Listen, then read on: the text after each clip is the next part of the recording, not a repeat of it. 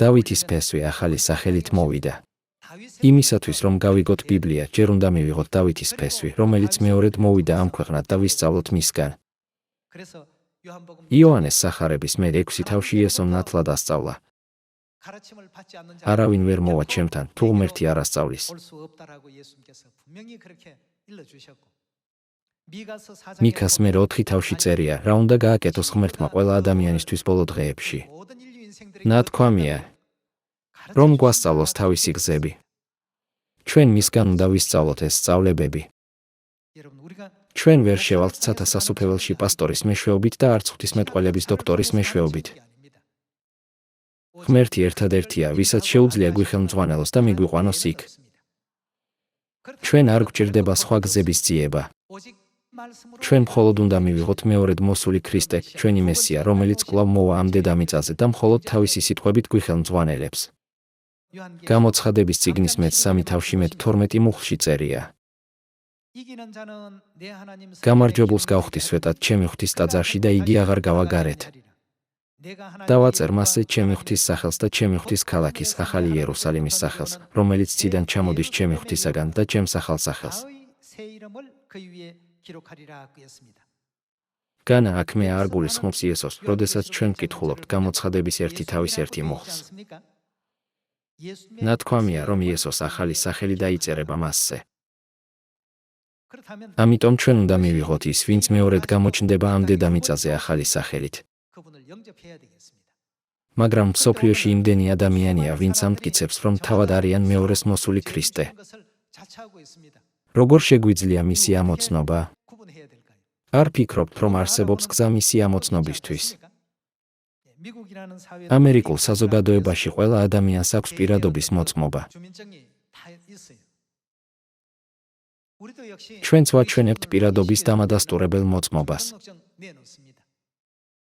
სეულიდან ჯეჯუს კუნძულზე წასასვლელადაც კი ვერ ახვალთ თვითმფრინავში, თუ თქვენი იდენტიფიკაცია არ დადასტურდება.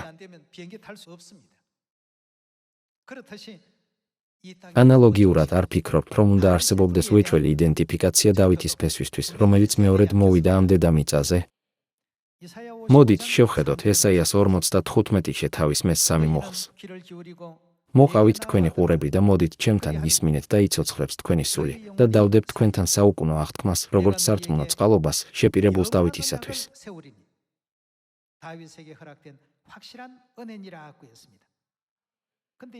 აქ ნათქვამია, რომ დავითს დაპირებულია მარადიული აღთქმა. შემდეგ ვნახოთ, რა არის მარადიული აღთქმა ებრაელთა თავი 13-ში. თავი 13 მე 20 მუხლი. ხოლო მშვიდობის ღმერთმა, რომელმაც საუკუნო აღთქმის სისხლით მკვდრეთით აღადგინა ცხრის დიდი მწყემსი, ჩვენი უფალი იესო.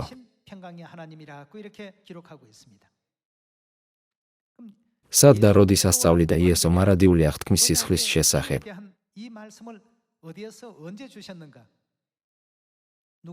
ლუკას 22 თავის მე7 მუხლი ამბობს.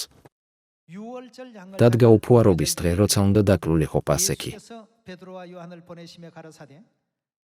მიავლინა პეტრე და იოანე და უთხრა, წადით მოამზადეთ ჩვენთვის პასექი, რომ ვჭამოთ. მუხლი 19. აიღო პური, მადლი შესწირა, დატეხა, დაურიგა მათ და უთხრა, ეს ჩემი სხეულია, რომელიც თქვენთვის მიეცემა. ეს გააკეთეთ ჩემს მოსაგონებლად, ასევე აიღო სასმისი სერობის შემდეგ და თქვა. პასექის ღვინო იყო თასის შიგნით. ეს სასმისი. რა არის ეს სასმისი? არის ახალი აღთქმა ჩემს სისხლში, თქვენთვის რომ იღურება. ჩვენ შეგვიძლია დავადასტუროთ, რომ მარადიული შეთანხმება ებრაელთა თავი 13, მუხლი 20 და აღთქმა, რომელიც იყო აღთქმული დავითს ესაიას თავი 55-ში მიუთითებს ახალ შეთანხმებაზე. დიდი მადლობა.